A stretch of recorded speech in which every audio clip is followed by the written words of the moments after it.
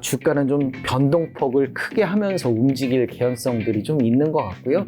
2026년 실적이 나오면서 지금의 어떤 PER의 좀 거품 논란은 조금 더 완화될 수 있지 않을까라는, 오히려 주가가 한 번씩 출렁거렸을 때 저점 매수 관점으로 저는 접근하는 게 2027년 그 이후가 좀 더 기대되는 그런 기업이라고 생각이 들어요. 한 뭐 3, 4년 정도는 앞으로도 꾸준하게 성장주로서의 어떤 모습들을, 지금이 가장 나쁘기 때문에 앞으로 뭐 좋아지지 않겠느냐라는 기대감들도 좀 있는 거고요.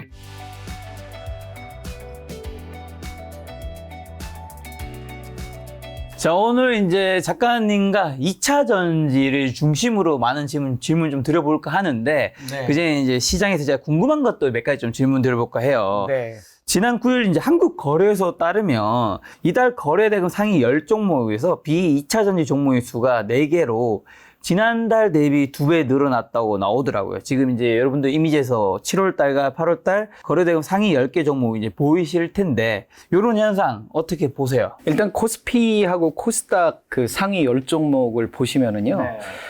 코스피에도 2차 전지 관련 기업들이 한 4개 정도 되고, 그리고 코스닥은 에코프로빔, 에코프로, LNF 이렇게, 뭐 포스코 DX도 2차 전지하고 연동돼서 좀 움직이는 그런 특징들을 보여주기 때문에요. 이 코스피와 코스닥의 그 상당 부분을 차지를 하고 있다, 이렇게 보시면 될 것 같고요. 코스피 같은 경우는 지난달에 포스코 퓨처엠이 10위 안에 들었었는데 이게 이제 주가가 좀 조정을 보면서 빠져나왔거든요. 이 쏠림 현상이 있을 수밖에 없는 그런 지금 주식시장의 어떤 상황이거든요. 주도주가 좀 부재하다 보니까, 원래 대한민국 코스피의 주도주는 삼성전자와 하이닉스로 일컬어지는 반도체 주들이 좀 끌고 가줘야 전체적으로 시장의 흐름이 좋은 그런 모습들을 보이거든요. 아니면 바이오 섹터들, 뭐 삼성 바이오로직스라든지요, 셀트리온 헬스케어, 이런 바이오 섹터들이 좀 강세를 띄워준다든지 이런 모습들을 보여줘야 되는데, 실질적으로 지금 뭐 삼성전자를 비롯한 반도체, 그리고 바이오,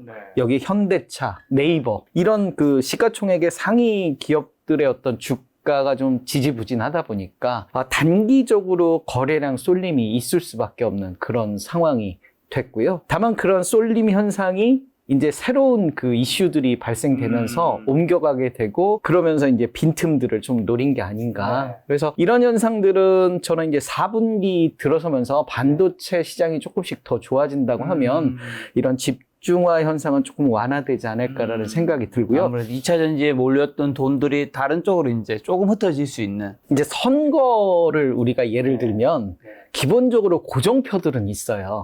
고정표들은 있는데 그때의 상황에 따라서 뭐 보수냐 진보냐 이렇게 좀 더 이렇게 몰리면서 당선이 되잖아요. 그거랑 비슷하다라고 생각이 들거든요. 그래서 저는 2차 전지에 대한 기본적인 어떤 강성 지지자들은 기본적으로 있고요. 여기에 이제 단기적으로 어떤 이슈들이 생길 때마다 옮겨 다니는 뭐 소위 스캘퍼라고 하죠. 그런 부분들이 거래량을 좀 더 쏠리면서 단기적인 급등을 만드는, 최근 들어서 뭐 초전도체 뭐 이런 이슈들, 그런 것들이 이제 거래량이 막 쏠리면서 단기에 올렸다가 쑥 빠지고, 신기하게도 이제 초전도체 주가들이 조정을 보이니까 다시 2차 전지 주식들이 반락했다가 좀 회복하는 이런 모습들도 보여주거든요. 그래서 기본적으로 좀 이런 쏠림 현상들은 앞으로 좀 더 완화될 거라고 생각이 들어요. 왜냐면 증권사에서 2차 전지 관련 주식들에 대한 신용융자 비율들을 올려버렸거든요. 그러다 보니까 이제 거래량으로 단기적으로 이렇게 주가 상승을 일으키는 경우보다는 실적이라든지 미국의 뭐 테슬라의 어떤 그런 2차 전지 모멘텀이라든지 이런 부분들이 오히려 주가를 장기적인 그런 뭐 안정적인 흐름을 좀 가져가는 데는 저는 오히려 긍정적인 모멘텀이 될 수 있다, 이렇게 생각을 합니다. 지금 거래대금 상위 10개 종목에 보면 이제 2차 전지도 있고 한데, 그 중에 이제 8월 달에 네이버가 들어왔어요. 보니까 기간이 이제 지난달에 이어 네이버를 이제 대거 순매수했다고 하는데, 이런 현상은 어떻게 보시는지, 그리고 왜 카카오는 여기까지는 해당이 안 될까요? 일단 네이버하고 카카오의 어떤 실적 예측치를 보면은요, 그 네이버 같은 경우는 2023년 그리고 24년 25년 꾸준하게 2022년보다도 계속 매출액이라든지 영업이익이라든지 증가하네요. 당기순이익이라든지 이런 증가하는 모습들을 보여주거든요. PER은 2025년 실적 기준으로 한 22배 정도 지금 되고 있는 상황이고요. 이 카카오 같은 경우는 매출액은 늘어나고 있어요. SM을 인수하기도 했고 그래서 매출액 전체는 늘어났는데 불구하고 당기순이익 자체는 크게 이렇게 증가하지 못하는, 물론 뭐 증가하긴 합니다만 네이버에 비해서는 좀 상대적으로 좀 약한 모습들을 보여주거든요. 그리고 PER도 상대적으로 좀 높아요. 36배이기 때문에 조정을 많이 보였음에도 불구하고, 그리고 과거와 같이 그런 뭐 자회사들을 IPO 해가지고 대규모 자금을 조달하는 이런 모습을 좀 보여주기도 좀 어려운 상황이긴 한데요. 2분기 실적만으로 놓고 봤을 때도 네이버 같은 경우는 실적이 좀 잘 나왔어요. 상대적으로. 그런데 카카오는 좀 실적이 안 나오다 보니까 그런 부분들이 이제 조금 조정을 받는 요인들이 아닌가 싶고요. 앞으로 이제 네이버하고 카카오의 화두는 AI에 관련 이슈들이 있을 것 같아요. 그래서 우리가 네이버 카카오 AI 사업 인데요. 네이버 같은 경우는 하이퍼 클로바 X 8월 24일 날 이제 공개를 한다고 하고요. 카카오는 코 GPT 2.0 연내에 이제 발표를 한다고 하는데요. 아무래도 이제 네이버 같은 경우는 B2B 개념으로 하고 카카오는 이제 B2C 우리 카카오톡이랑 연결을 해서 사업을 한다든지요. 그래서 이런 어떤 AI 관련 이슈들이 시장에 좀 관심을 받을 수가 있겠다. 최근에 이제 트렌드는 관심을 받고 좀 쏠림 현상이 있고 어떤 거래량이 주가를 좀 일으키는 그런 트렌드들을 보여주기 때문에 이 네이버가 8월 24일 발표하면서 챗 GPT 대비 한국어를 6,500배 정도 더 많이 학습한 모델이라고 그래요. 그러다 보니까 이런 AI 사업들이 네이버와 카카오에 관심을 받으면서 일단 네이버가 먼저 관심을 받고요.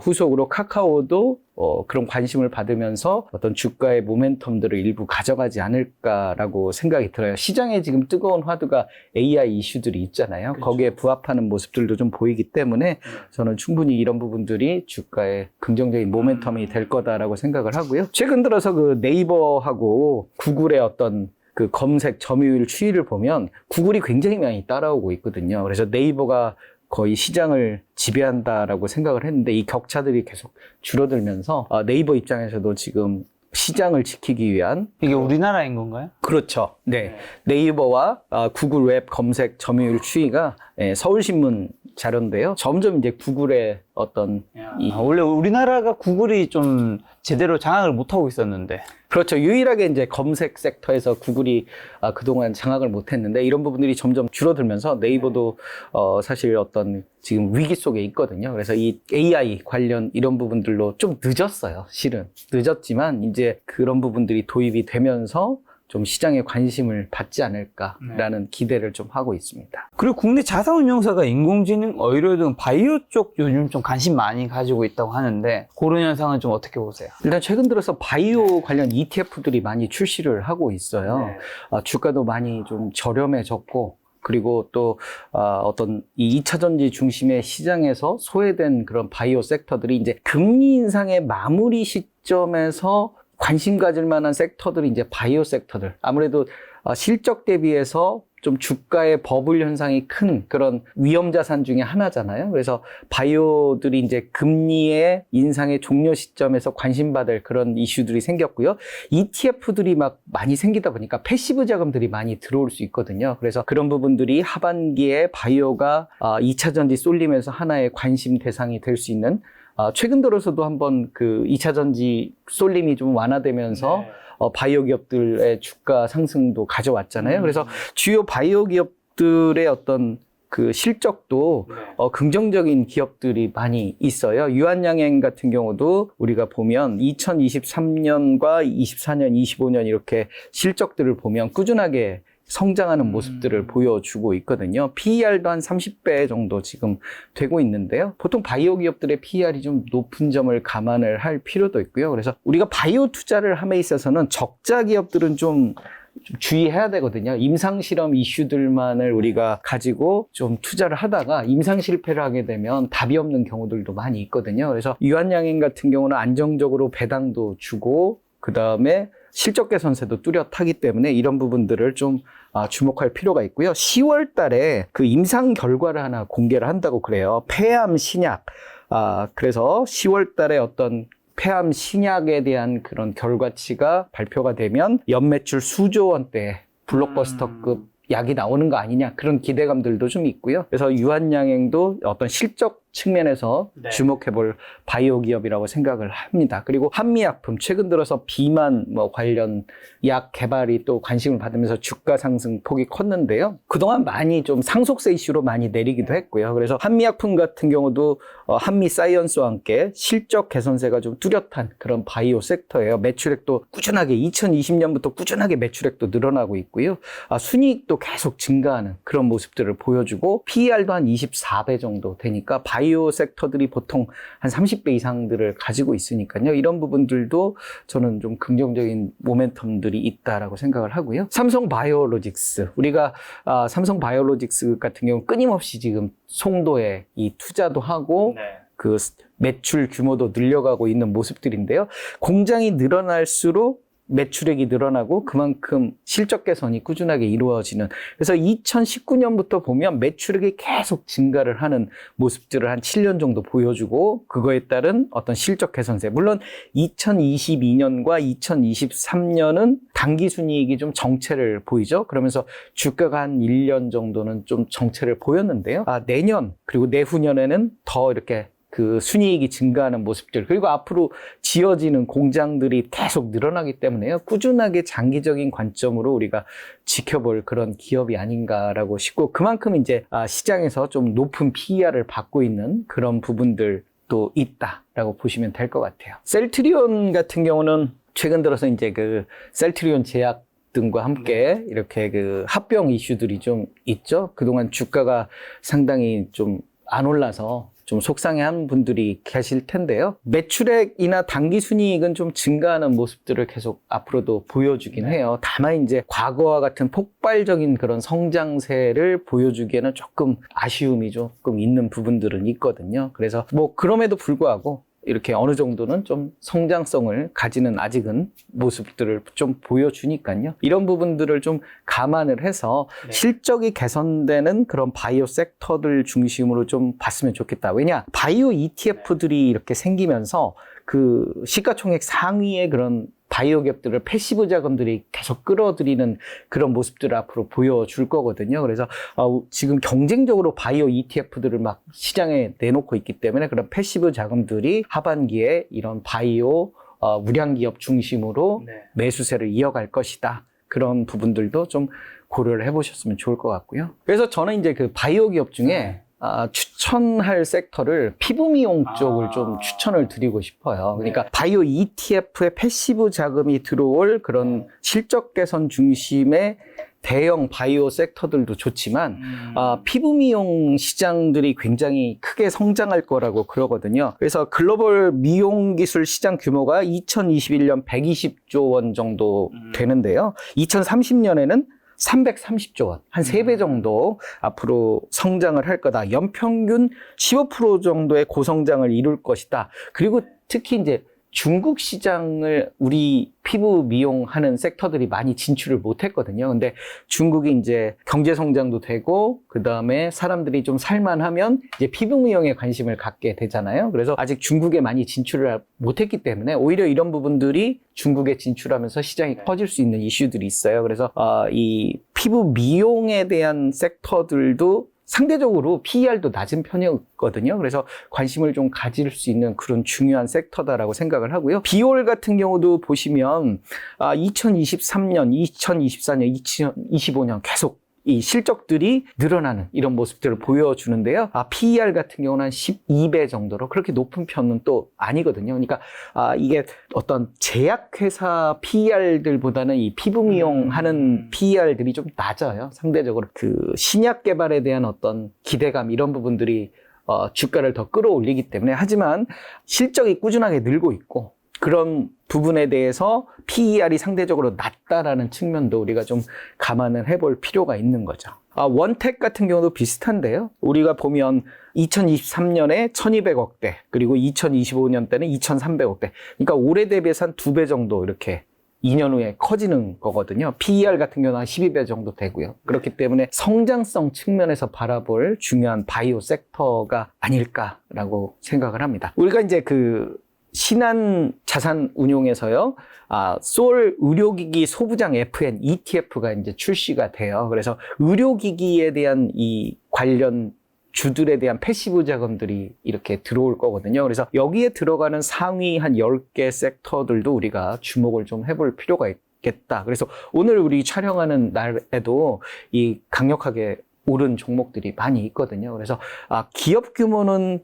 크진 않지만 이 기업들이 좀 강소 기업들 중심이거든요. 그래서 실적 개선이 되고 최근 한 몇 년간 꾸준하게 매출액이나 영업이익이 늘어난 기업들 중심이기 때문에 바이오 섹터에 대한 투자를 한다면 저는 하반기에 의료기기 섹터 중심으로 그리고 우량 실적 개선 중심의 바이오 중심으로 투자를 하시면 괜찮지 않을까라는 생각을 합니다. 자, 오늘의 가장 중요한 주제인 2차 전지로 가보려고 하는데 2차 전지 출렁임이 최근 심상치 않은 것 같아요. 오르든 떨어지든. 지금 상황 이제 작가님 어떻게 보세요? 저 같은 경우는 4, 5년 이후를 기대하면서 투자를 장기적으로 하고 있기 때문에 단기간의 주가 급등은 바람직하지 않다라고 생각을 하고요. 이 바람직하지 않은 모습을 보여준 데는 거래량 쏠림이 가장 큰 원인이었다라고 생각이 들고요. 이 증권사에서 나서서 이런 어떤 거래량에 대한 이슈들을 좀 앞으로 신용융자의 비중 등을 축소를 했기 때문에 거래량으로 이렇게 일으키는 건 조금 지난달보다는 좀 완화되지 않을까라고 생각을 합니다. 그래서 우리가 2차 전지라고 하면 이 2차 전지의 개념을 대부분 아실 텐데요. 양극재하고 음극재 사이에 가운데 이제 분리막이 있고요. 붙으면 불이 나니까. 그리고 양극재와 음극재 사이의 에너지를 전해 질이라는 그 액체가 전해 액이 이렇게 움직이면서 열 전달을 하는. 그래서 보통 1차 전지는 이제 전달만 하고 끝나잖아요. 로켓 배터리 한번 쓰고 버리는데 그렇죠. 이건 계속 순환하면서 쓰는 그런 특징들을 보여준다라고 우리가 기본적으로 이야기를 하고요. 그래서 이제 2차 전지 뭐 셀, 양극재, 분리막, 그다음에 뭐 전지박, 뭐 전해질, 실리콘, 음극재 뭐 이런 관련 기업들이 우리가 이제 보통 2차 전지 관련 주들이라고 이야기들을 하고 있는 거거든요. 그래서 그 중에서 이제 저는 이제 양극재 기업 중심으로 시장을 이끌고 있지 않나. 양극재가 전체 그 배터리에서 차지하는 비중이 비용 측면에서 한 45%에서 50%고요. 실질적으로 얼마나 멀리 갈 수 있느냐의 그 포커스가 또 양극재예요. 그리고 어떤 매출의 규모 자체도 양극재가 가장 크고요. 음극재보다. 그래서 포스코 퓨처엠 같은 경우도 양극재와 음극재를 생산하지만 매출액 기준으로 보면 양극재가 굉장히 커지고 있거든요. 그래서 저는 그 투자를 하신다면 첫 번째로 양극재가 시장을 좀 끌고요. 그 다음에 이제 관련해서 음극재라든지 그리고 양극재 기업을 소유한 어떤 지주회사라든지 이런 부분들로 이렇게 범위가 이렇게 넓혀가는 게 아닌가. 그리고 최근의 특징을 보면 기본적으로 에코프로부터 먼저 움직이더라고요. 그래서 에코프로가 움직이고 에코프로비엠이 움직이고 그 두 기업의 주가가 좀 커지면 그 다음에는 이제 포스코 계열의 포스코 퓨처엠이나 포스코 홀딩스가 올라가는 이런 순환 구조로 계속 돌아가면서 주가 상승이 이루어지고 있다라는 특징들도 나타내고 있다라고 보시면 되고요. 신용거래, 그러니까 빚내서 한 90일 정도 주식 투자를 할 수 있는 거죠. 신용거래 비중이 한 20조까지 최근에 늘었어요. 빚 투자가 굉장히 크게 늘었죠. 이런 부분들이 결국 거래량을 일으키고 단기간에 이렇게 주가를 끌어올리는. 그런데 이제 신용 거래 융자를 막으면서 최근에 그 2차 전지가 한번 급격하게 올랐다 급격하게 조정을 받았잖아요. 그 원인 중에 하나도 증권사에서 신용거래를 비율을 확 줄여버렸거든요. 빚내는 그 비중을 확 줄여버리니까 아무래도 이 거래량이 확 줄면서 주가가 조정을 받을 수밖에 없는 그런 이슈들이 있는 거죠. 그래서 신용거래 융자가 왜 무섭냐. 이 비중이 커질수록 반대 매매가 일어날 수 있는 그 리스크가 있거든요. 그러니까 주가가 증권사가 그냥 빌려주는 게 아니고 주가가 어느 정도 유지될 경우를 대비해서 그러니까 빌려준 돈을 못 받을 수도 있잖아요. 그거에 대비해서 이 약간의 그 비중을 정해놓는데 주가가 갑자기 급나가면 증권사에서 반대 매매를 때리면서 자금을 회수를 하면서 급격하게 주가가 하락할 수 있거든요. 그래서 이런 부분들 때문에 우리가 예측하지 못한 악재들이 발생하면 특히 2차 전지 같은 경우는 급격하게 주가가 좀 조정을 보일 수 있는 그런 부분들이 있을 수 있다라고 말씀을 드리고요. 일평균 거래대금인데요. 이게 지난달 거예요. 보면 코스피 전체의 15%가 포스코 거고 코스닥 전체의 22%가 에코프로였어요. 그러니까 이게 신용융자발 이렇게 쏠림 현상이 이렇게 나면서 다른 섹터가 안 좋을 수밖에 없겠네요. 네. 그러니까 이렇게 몰렸다가 이제 그 신용융자를 묶으면서 이제 그게 조정 오고 그다음에 이제 다른 쪽으로 훈풍이 갈 수밖에 없는 그런 모습들인 거고요. 앞으로는 이렇게 증권사에서 이제 신용융자를 묶었기 때문에 이렇게까지 쏠리기에는 조금 그러니까 거래량만으로 쏠리기에는 조금 쉽지는 않은. 그래서 어떻게 보면 장기적으로 봐서는 이 안정적인 주가 흐름을 위해서는 이렇게 신용을 묶어두는 게 뭐 나쁘진 않다라고 저는 개인적으로 생각은 합니다. 그래서 회전율이 엄청나요. 이게 그러니까 올 1월부터 8월 4일까지 에코프로의 회전율은 766%고요. 뭐 그러니까 기본적으로 이 회전율이 높을수록 주가가 어느 정도 또 받쳐줄 수가 있거든요. 그러니까 기본적으로 거래량이 그러니까 관심이 있으니까 거래량이 몰린 거고 특별한 악재가 없으면 기본적으로 주가가 돌아가게 하는 그런 요인들이 될 수 있거든요. 코스닥 평균이 343% 정도 되는데 에코프로는 766%니까 거래가 되게 단기 트레이딩이 그동안 굉장히 많이 일어났다는 거죠. 그래서 이런 부분들이 이제 주가를 많이 밀어올렸던 그런 원인들 중에 하나였다라고 볼 수가 있는 거죠. 이게 이제 그 공매도 현황인데요. 7월 26일 기준인데 이 포스코 쪽에 공매도들이 생각보다 많이 들어왔어요. 그래서 이런 부분들이 이제 앞으로 주가에 조금 발목을 잡을 그런 요인들이 되고요. 최근 들어서는 에코프로나 에코프로비엠에도 공매도들이 조금 많이 들어온 부분들이 그래서 우리가 이제 그 전기차의 저는 이제 장기적인 측면에서 보면 이 회색으로 돼 있는 선이 전기차거든요. 그러니까 자동차 판매량들은 2030년까지 엇비슷해요. 매년. 그런데 전기차의 판매량을 보시면 계속 늘어나거든요. 그래서 이런 부분들이 결국 2030년까지는 긍정적인 모멘텀들을 가져오지 않겠느냐.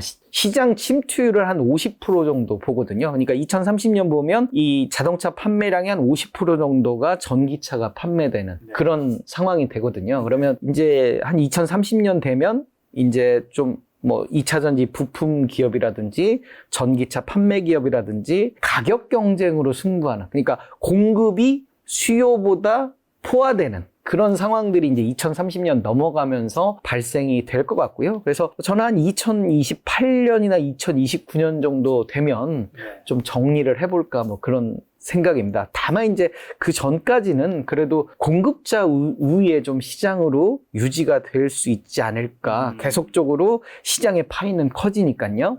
그래서 우리 그 글로벌 전기차 판매 예상인데요. 특히 이제 미국에서의 그 전기차 판매가 굉장히 중요해요. 시장을 많이 이끌고 있고요. 그래서 미국의 전기차의 판매가 2023년 대비해서 2030년 한 8배, 뭐 7, 8배 이렇게 성장을 하는 모습을 보여주잖아요. 예측치이긴 합니다만 이런 부분들이 결국 앞으로의 어떤 적어도 한 3, 4년 정도는 2차 전지가 계속 중요한 모멘텀들이 전 될 거다라는 어떤 예측의 그 하나의 기준으로 삼고 싶고요.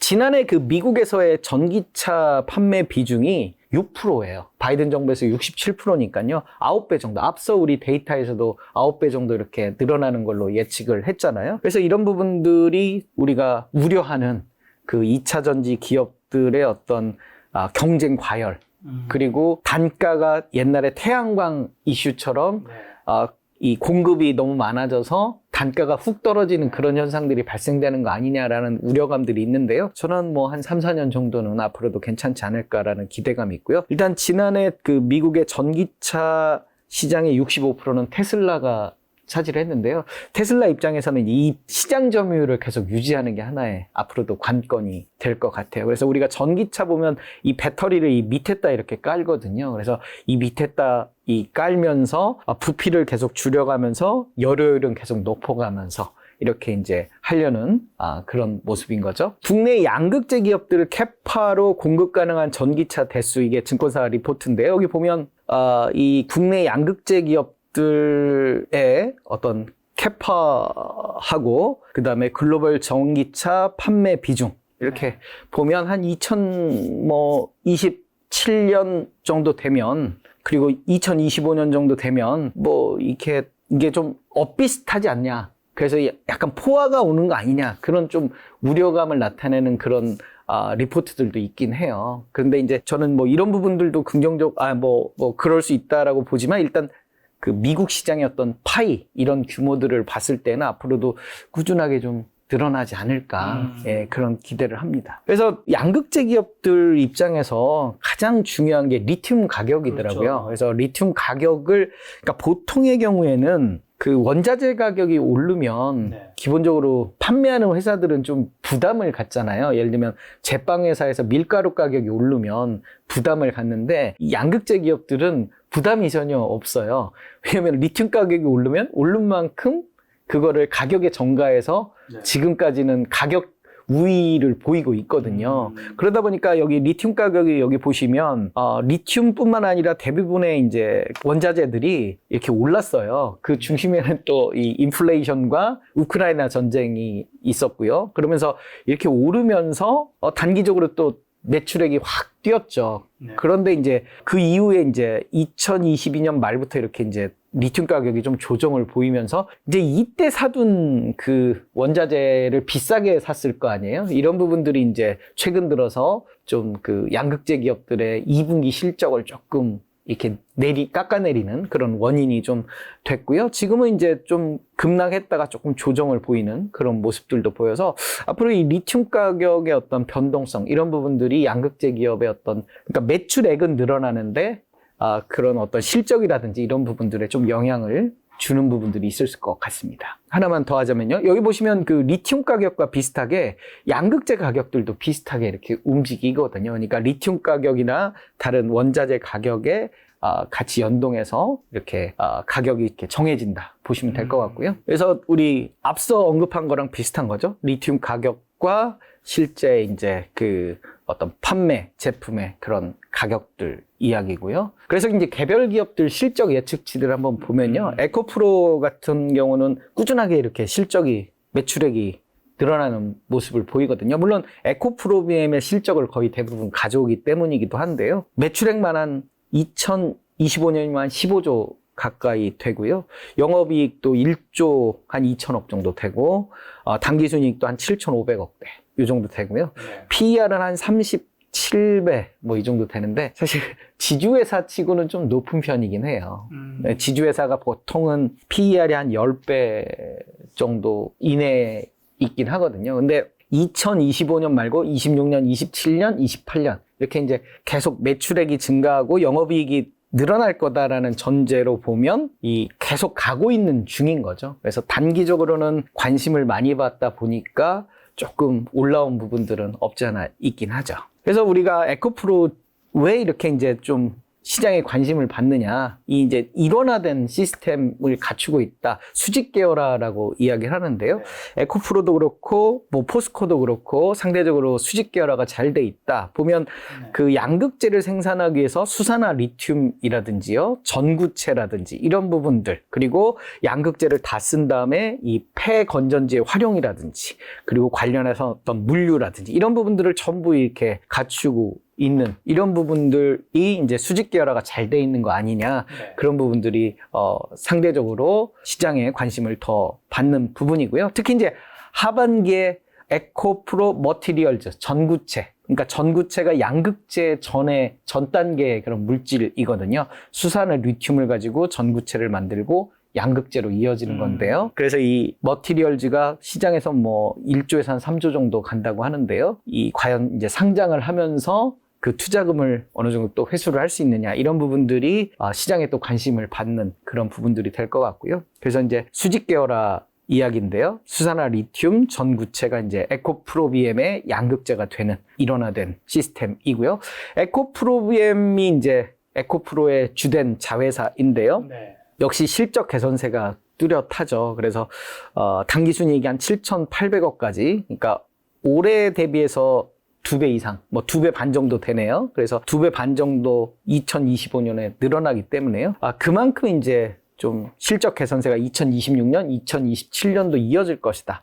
다만 이제 주가가 많이 좀 올라와서 PER은 한 40배 정도. 네, 그래서 조금 시간이 필요한 부분들이 네. 있는 거거든요. 그러니까 이런 어떤 그 PER이 조금 높은 상황은 결국 2026년 실적 예측치가 나오면서 이거보다는 낮아질 거거든요. 그래서 시간이 좀 필요하다. 그래서 한 4분기 정도 되면 2026년 실적 기준으로는 지금 정도의 주가면 PER은 30배대 내외로 내려가고요.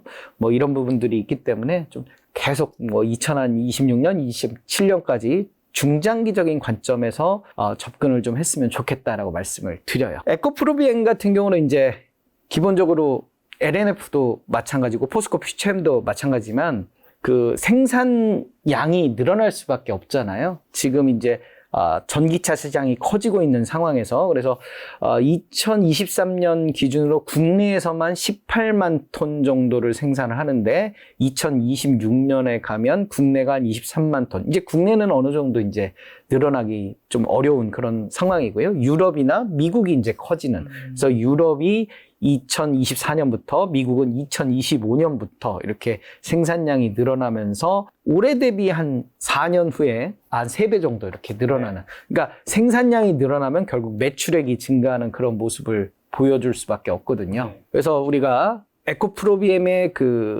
이 매출액을 보면 NCM이라고 하잖아요. 그러니까 기본적인 원자재 요소를 뭘 쓰느냐, 알루미늄을 쓰느냐, 망간을 쓰느냐에 따라서 NCA냐, 뭐 NCM이냐 이렇게 하는데 비중들은 엇비슷하게 이렇게 활용을 하고 있거든요. 중국의 뭐 인산철 배터리하고는 또 다른 그런 조금 소위 말해서 좀 고퀄러티의 우리가 2차 전지라고 하는데요. 여기 보시면 2026년 우리가 2025년 실적까지만 앞서 언급이 됐었잖아요. 근데 2026년 증권사 리포트를 보면 2025년보다 더 이 실적 예측치가 올라가는 모습들을 보여주거든요. 그래서 뭐 NCA라든지 NCM이라든지 이런 매출액이나 영업이익률 이런 부분들을 보면 이 영업이익률 같은 경우도 이렇게 좀 떨어졌잖아요. 이게 이제 아까 리튬 가격 이런 부분들이 좀 반영이 되면서 떨어졌지만 영업이익률도 이제 어찌됐든 조금씩 개선되는 모습을 보여주고요. 매출액도 이렇게 크게 2026년에도 증가하는 모습을 보인다고 하면 지금의 어떤 높은 그런 PER은 2026년 실적 예측치가 나오면서 조금 완화될 수가 있겠다라고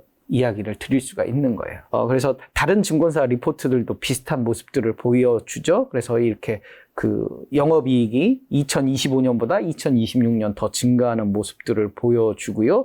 양극재 생산도 국내에서만 2024년까지 이루어지다가 25년, 26년에는 유럽과 북미에서 이루어지면서 계속 기업의 어떤 매출액이 늘어나는 이런 패턴들인데 사실 국내에서 여러 그런 섹터들이 있지만 2차 전지만큼 이렇게 당분간 이 매출액이라든지 영업이라든지 생산량이 증가하는 섹터들이 많지는 않다라는 측면에서 저는 이 성장성 측면에서 좀 지켜봐야 되겠다라고 말씀을 좀 드리고 싶어요. 그럼 지금 에코프로비엠 굉장히 지금 좋게 보시는 건가요?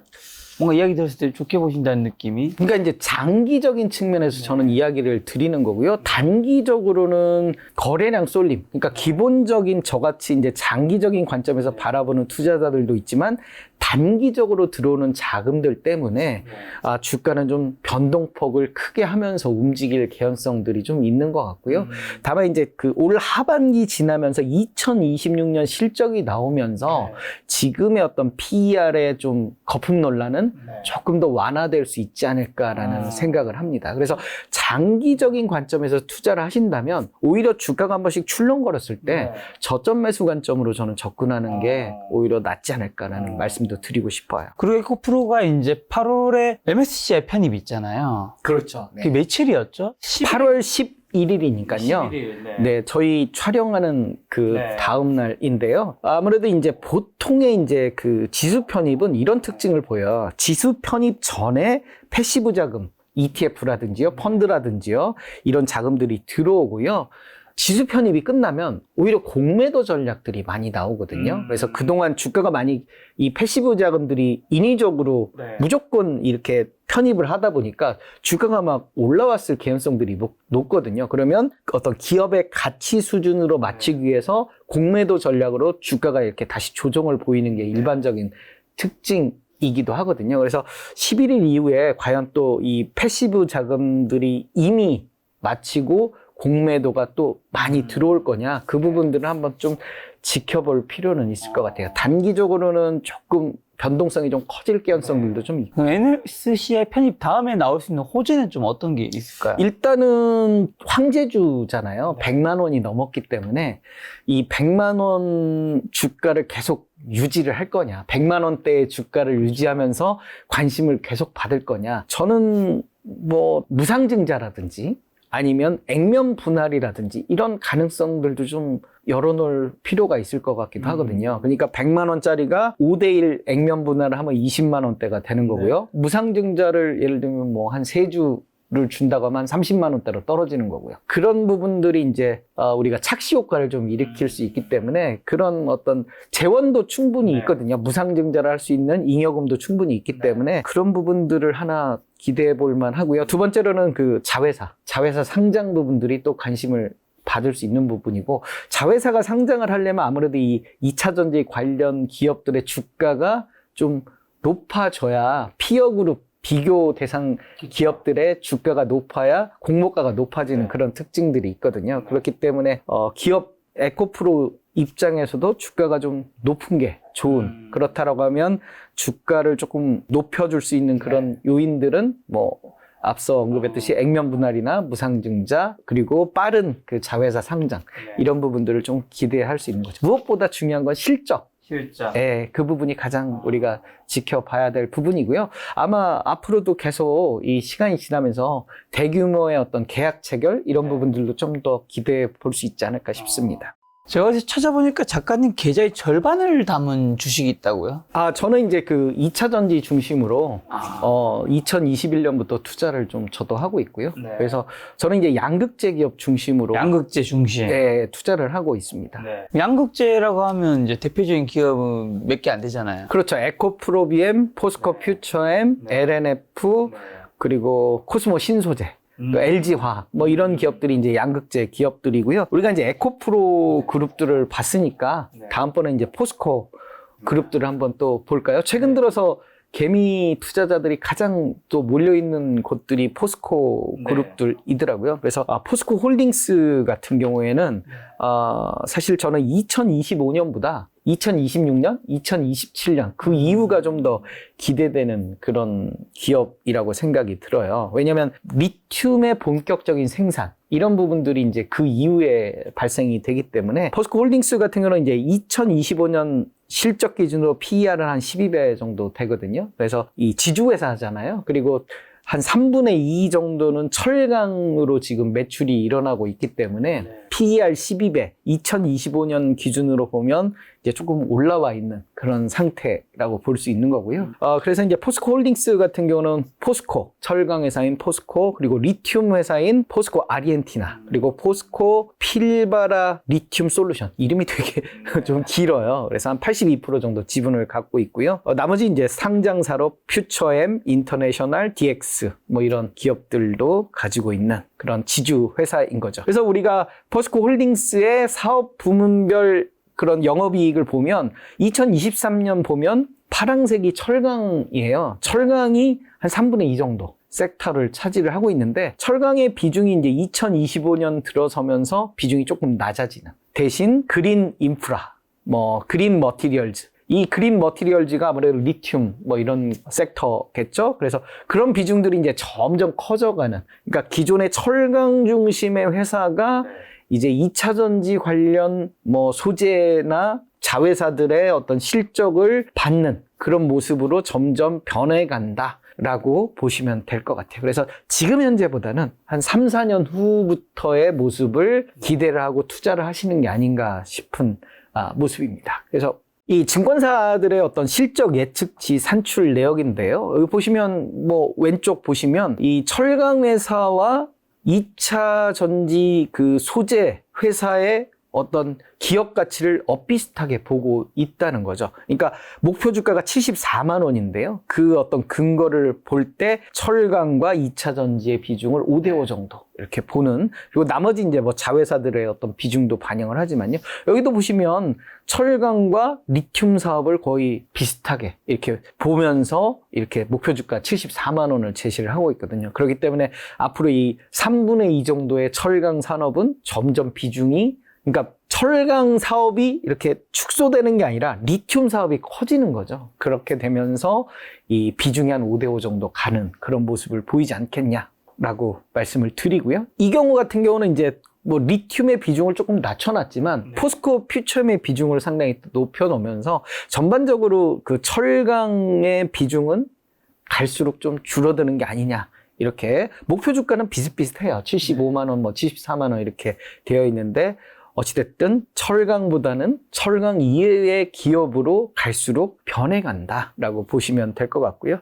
지금 현재로서는 이 워낙 그 철강의 비중들이 높아 있죠. 그래서 포스코, 그다음에 포스코 인터, 이 대부분 이렇게 차지를 하는데요. 이 부분들이 많이 좀 낮아질 것이다. 그래서 포스코 홀딩스가 올해 발표를 했는데요. 2030년에 62조를 2차 전지 관련해서 매출을 일으키겠다. 여기 보면 이제 양극재, 음극재도 있지만 리튬도 상당 부분을 이제 차지를 하면서 원자재 기업으로서 어떤 근간을, 그러니까 이 사업들은 포스코 홀딩스가 직접 하는 그런 사업들이고, 요건 이제 자회사들의 어떤 실적을 가져오는 부분들이거든요. 그렇기 때문에 이 부분들을 이제 시장의 관심을 뜨겁게 받는 거고요. 기존에는 1000톤 정도를 생산할 거다라고 했는데 올해 123톤 정도를 더 늘려서 이 정도까지 2030년에 생산량을 늘릴 수 있다라고 이야기를 했거든요. 한 기존 대비해서 한 40% 정도 더 생산 능력을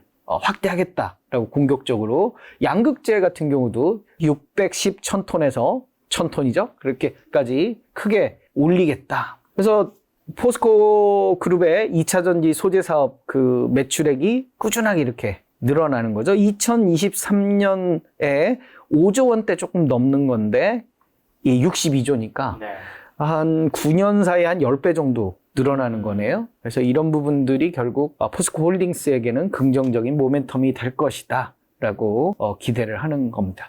그래서 투자 같은 경우도 이렇게 꾸준하게 이렇게 늘어나다가 이제 그 이후에는 이제 조금 줄어드는 모습들을 보여주는 거죠. 그래서 저는 한 2030년까지는 긍정적인 모멘텀이 있지 않을까, 2차 전지 산업 전체적으로요. 그래서 우리가 지금 이 준공 날짜들을 보면요, 2024년, 뭐 2024년, 2025년 뭐 이래요. 그러니까 이때부터 리튬, 니켈 뭐 관련해서 이런 공장들이 이제 준공이 되기 시작하면서부터 이제 매출이 본격적으로 발생이 되는 거죠. 지금 우리가 2023년이니까요.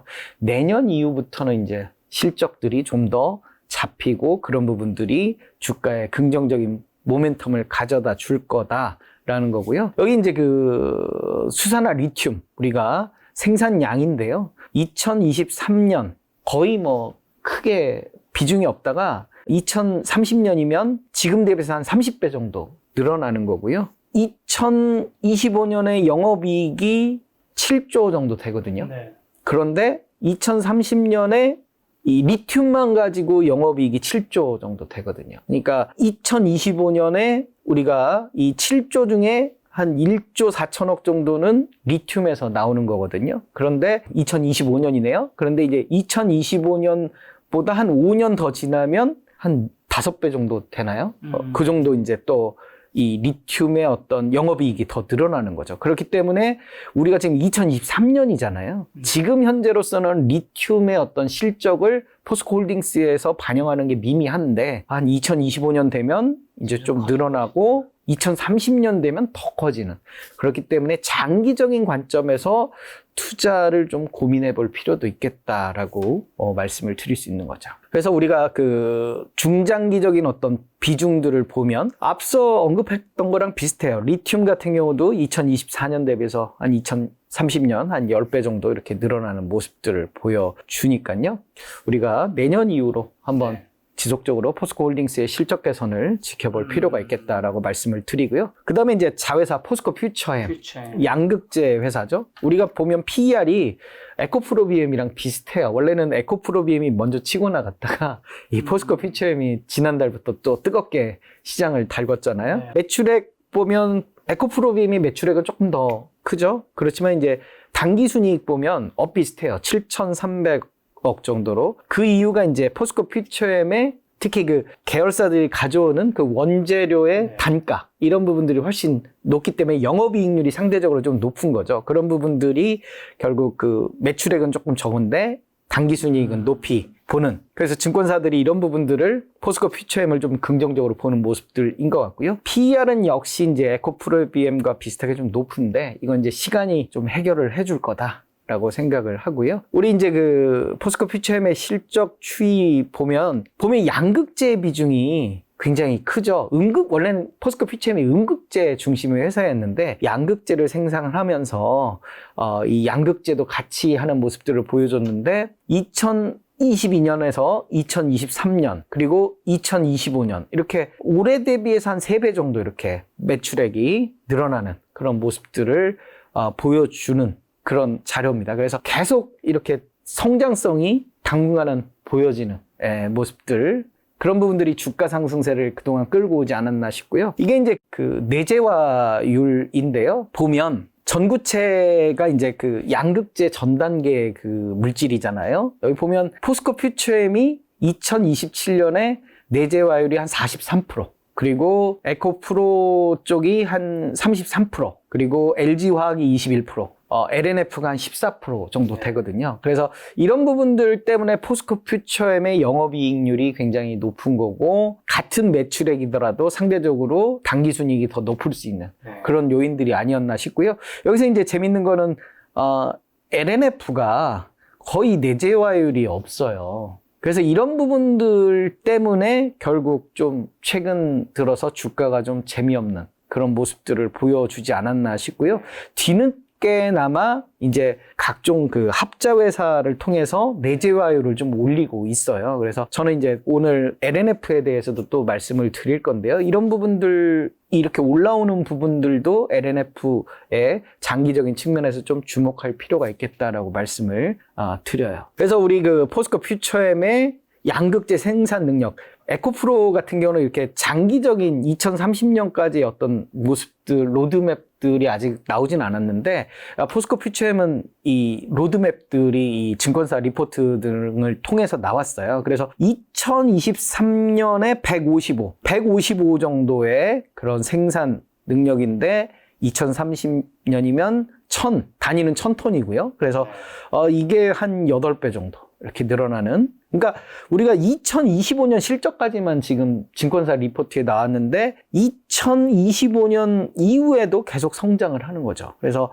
2025년보다도 이렇게 한 2배 이상 이렇게 성장하는 모습을 보여준다. 그리고 전구체 같은 경우도 계속 성장을 하고요. 음극재도 마찬가지로 이렇게 성장하는 모습들을 보여주고 있거든요. 그래서 이 한 2030년 이후로 넘어가면 이제 조금 이제 경쟁이 굉장히 치열해지고요. 예, 그런 모습들. 한 3, 4년 정도는 앞으로도 꾸준하게 성장주로서의 어떤 모습들을 가지고 있지 않을까라고 생각을 합니다. 앞서 보여줬던 것과 비슷하죠? 이렇게 보면 양극재 중심의 어떤 포스코 퓨처엠이 이제는 기존에는 이제 음극재 회사로 불렸었는데 이제는 양극재 한 축을 담당하는 그런 모습이고 2023년보다 2025년의 실적이 양극재 기준으로 한 4배 정도 이렇게 성장하는 모습들. 그래서 2025년까지는 꾸준하게 증가하는 모습들 보여주고 있고요. 네. 이게 이제 다른 그 메리츠의 자료인데 여기서도 보면 비슷한 모습들을 보여주거든요. 그래서 계속 이렇게 성장하는 2030년까지 매출액이 증가하는 모습들 보여주고 있습니다. 자, 그러면 포스코 퓨처엠, 포스코 홀딩스는 또 언제부터 또 주가 또 크게 오를 수 있을까요? 일단 그 당분간은 이 변동성에 좀 장세를 보일 가능성들도 좀 있을 것 같긴 해요. 왜냐면 7월 달에 많이 올라온 부분들도 있고요. 그 다음에 이제 공매도가 지금 가장 많이 몰려 있기도 하거든요. 그래서 변동성 장세에서 어느 정도 쉬어가면서 힘을 응축했다가 한 3분기나 4분기 들어서면서 또 이렇게 좀 그러니까 실적 발표를 이제 9월 말 실적을 한 10월 말이나 뭐 11월 초 정도 하잖아요. 그 실적을 체크해 가면서 또 가지 않을까라는 생각이 들어서요. 당분간은 좀 변동성에 주의하면서 좀 현재 주가 정도를 좀 유지해 가면서 어느 정도 좀 힘을 응축할 필요가 있다라는 좀 생각도 들거든요. 그리고 신용 어떤 물량도 좀 줄어든 부분들도 있고요. 그리고 4분기 들어서 이제 반도체가 조금 시장의 주도주로 올라갈 개연성들이 있거든요. 그러면 이제 반도체냐, 2차 전지냐, 시장의 주도주 싸움이 있는데 그러면서 어떤 거래량 쏠림도 조금 완화되고 이러면 지금 보여준 뭐 아주 급격한 어떤 급등보다는 어느 정도 주가를 이렇게 유지하면서 이렇게 꾸준하게 우상향하는 그런 패턴으로 가지 않을까라는 기대를 하고 있습니다. 그래서 이제 그 우리가 양극재 기업들 에코프로 그룹들하고 포스코 그룹들 봤고요. 이제 마지막으로 이제 코스모 신소재 시가총액이 좀 작아가지고 상대적으로 관심을 많이 받았어요. 매출액이나 영업이익은 에코프로나 포스코 퓨처엠, 뭐 LNF에 비해서는 좀 소규모거든요. 대신 이제 시가총액이 작다 보니까 한동안 좀 거래량 측면에서 많은 관심을 받았는데 지금은 포스코 그리고 에코프로 쪽에서 조금 치이면서 좀 관심을 좀 덜 받는, 그래서 PER도 상대적으로 좀 낮아진 그런 측면은 있는데, 물론 매출액이나 당기순이익은 꾸준하게 증가하는 그런 양극재 기업들의 전형적인 모습을 보여주기도 합니다. 그래서 오늘 저는 그 LNF 이야기를 좀 강조한다는 거는 좋게 본다는 건가요? 뭐 저는 그 괜찮게 본다라고 말씀을 드리고요. 수위를 확 낮추셔서 추천 좋게 괜찮게. 제가 하는 회사 일이 또 있어서. 네, 그래서 LNF 같은 경우는 이보다 더 나쁠 수는 없다. 지금 상황이. 이보다 좋은 시그널 멘트는 없는 것 같은데. 그러니까 이보다 나쁠 수 없다는 건 앞으로 좋아질 수 있다는 거잖아요. 그러니까 지금 상황이 가장 최악이다. 그리고 3분기까지는 최악이다. 진짜요? 요즘 주가가 어떻게 됐길래? 계속 말씀해 주세요. 그래서 이런 상황을 이제 극복하면 되는 거잖아요. 그래서 저는 이제 주식이라는 건 쌀 때 사서 비싸게 팔아야 된다라는 측면에서 지금이 가장 나쁘기 때문에 앞으로 뭐 좋아지지 않겠느냐라는 기대감들도 좀 있는 거고요. 우리가 그 LNF의 그 실적 예측치를 보면 올해 꺾여요. 그러니까 다른 양극재 기업 중에 이렇게 꺾이는 기업이 없잖아요. 근데 LNF만 이렇게 꺾여요. 왜냐하면 2022년도에 비싸게 많이 이 원자재를 사놔가지고, 그리고 그 수직 계열화도 아직은 좀 약하고요. 그러다 보니까 그런 그 원자재 가격 비싼 것들이 그대로 반영이 되면서 상대적으로 올해는 굉장히 불운한 한 해를 겪었고, 다른 에코프로나 포스코 퓨처엠이 주가가 상승을 했음에도 불구하고 혼자 소외되는. 그래서 2025년 실적을 보면 당기순이익만 보면 올해 대비해서 4배가 증가를 하는 거죠. 그리고 PER은 13배예요. 그러면 아까 앞서 우리 봤던 포스코 그룹이나 에코프로 그룹에 비해서는 PER도 낮고요. 그래서 이런 어떤 최악의 지금의 상황을 지나간다면, 한 2년 후를 내다본다면 나쁘지 않은 상황이 아닌가라고 역발상으로 생각을 할 수 있다라고 보고요. 이 영업이익률이 뚝 떨어졌거든요. 여기 보면 매출액은 늘었는데 계속 영업이익률이 곤두박질 쳤거든요. 그러니까 1분기에 영업이익이 404억이었는데 그것도 계속 줄어드는 모습이잖아요. 근데 2분기에는 30억밖에 안 되는 거죠. 이 원인이 이제 비싸게 사둔 그 리튬 가격이 내려가면서, 그러면서 영업이익이 많이 줄어들었다. 회사 입장에서는 그 리튬 가격 하락만 없었으면 뭐 500억대 이상의 영업이익을 거뒀을 거다. 이렇게 이제 이야기를 하거든요. 어찌됐든, 이런 어떤 최악의 상황. 그리고 지금 이제 그렇게 비싸게 또 사둔 그런 부분들이 이제 3분기, 4분기 또 해소를 해야 되고, 그 다음에 주된 판매처 중에 하나가 테슬라인데, 테슬라가 3분기에도 좀 생산량을 좀 축소할 그럴 개연성들도 좀 있고요. 이런 부분들이 좀 영향을 올해는 주겠지만 올해가 지나면 나아지지 않겠느냐라고 보는 부분들이거든요. 그래서 이 신한투자증권에서 어떤 그 리포트 낸 건데요. 여기서도 보면 올해 실적이 확 꺾이잖아요. 그렇지만 앞서 봤던 네이버 증권 예측치랑 비슷하게 올해만 지나면 예, 당장 내년도의 그 실적이 올해보다 훨씬 좋아지잖아요. 그러면 이 주가가 더 좋아질 수 있는 개연성들이 있지 않을까라는 기대감들을 갖고요. LNF. 네. 작가님 말씀 믿고 한 주 더 넣도록 하겠습니다. 그리고 이제 지금 그 공시를 했는데요. 코스피로 이전 상장하겠다라는 이슈가 있어요. 그래서 지금 다른 에코그룹이나 포스코그룹이나 다 이전 상장 이슈가 있는 기업들이 다 아니다. 우리는 생각이 없다라고 얘기했는데 LNF는 생각이 있다라고 이야기를 했거든요. 검토 중이다. 그리고 빠른 시일 내에 답변을 내겠다라고 했거든요. 만약에 이전하게 되면 코스피 200에서 빠질 개연성들이 있거든요. 시기를 잘 만나면. 지금은 그 코스닥 그 상장사 중에 시가총액 순위 4위거든요. 그렇기 때문에 공매도도 상당히 비중이 많고요. 5% 이상. 전체 그 물량 중에 5% 이상이 공매도 이상이 되어 있는데 이런 부분들이 이제 어찌됐든 해소가 되면 사실 공매도에서 자유로운 양극재 기업이잖아요. 그래서 코스피 이전 상장 공시가 나오면 주가에 훈풍이 되지 않겠느냐. 그런데 3분기 내에는 발표를 하지 않겠느냐라는 기대감이 있고요. 그리고 이제 이 증권사 리포트인데요. 3분기에 그 대구에 공장들이 있어요. 그래서 3공장이 본격 가동에 들어갈 거다. 그러면 양극재 생산량이 늘어날 거고 2026년까지 40만 톤 이상으로 양극재 생산 능력을 끌어올리겠다. 아까 우리가 에코프로 그룹 같은 경우 2026년에 48만 톤 정도 얘기했잖아요. 그러니까 엇비슷하게 가는 거죠. 그리고 기존 고객사와의 장기 공급 계약을 논의 중이다. 그래서 장기 공급 계약이 마무리 단계이기 때문에 이런 부분들, 그리고 신규 해외 고객과의 계약도 검토 중이다. 그리고 코스피 이전 상장도 긍정적으로 검토 중이다. 이런 어떤 이벤트들이 남아 있거든요. 이런 부분들이 주가에 좀 앞으로 하반기에, 그러니까 코스피 이전 상장을 하든 장기 계약을 하든 그 다음에 생산량이 늘어나든 다 호재적인 이슈들이 있거든요. 그래서 이런 이벤트, 특히 저는 코스피 이전 상장이 굉장히 큰 모멘텀이 될 거라고 보거든요. 그러니까 내년 상반기에 양극재 기업 중에 유일하게 공매도에서 자유로운 기업이다. 그리고 상대적으로 주가의 PER 비중은 낮다. 그리고 최악의 상황은 지나갔다. 라는 부분들을 기대를 한다면 지금 당장보다도 한 1년 후를 내다본다면 나쁘지 않지 않겠냐라고 바라보는 거고요. 이 LNF의 단점은 LG 그 에너지 솔루션에 너무 많은 양을 매출이 쏠려 있다는 점이 장점이자 단점이에요.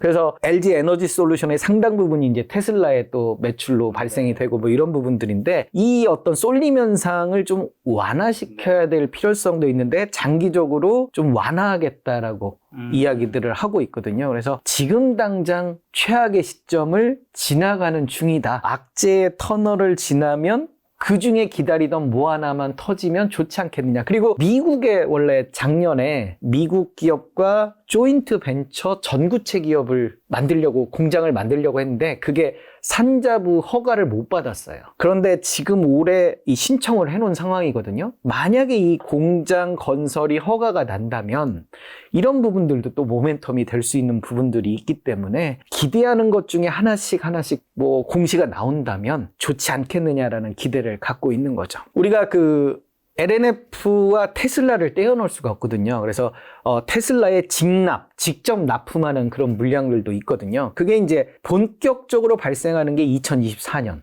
2025년이거든요. 그래서 올해보다 테슬라에 납품하는 게 한 4배 정도 늘어나고요. 올해 대비해서 2025년은 한 9배 정도 늘어나고 이런 부분들이 결국 앞서 언급했던 실적 개선에 반영되는 그런 부분들이거든요. 그래서 근거 없이 이렇게 매출액이 늘어나는 게 아니라 이런 부분들을 감안을 해서 실적 개선 부분들을 기대를 한다라고 하면 지금의 최악의 상황을 좀 즐겨볼 필요도 있겠다. 우리가 2023년 대비해서 2025년 실적이 늘어나는 그런 부분들, 그리고 여기서 테슬라가 차지하는 비중들, 이 빨간색이 테슬라, 요 분홍색이 테슬라거든요.